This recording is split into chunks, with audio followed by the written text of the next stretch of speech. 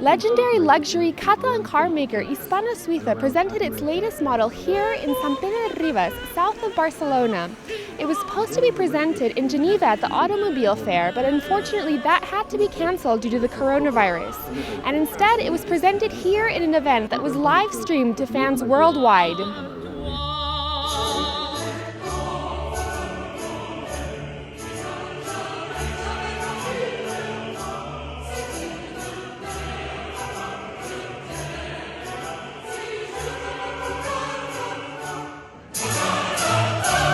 The Carmen Boulogne, named after Carmen Mateu, who used to run the company, is a very exclusive car, and there are only 5 models that will be put on the market.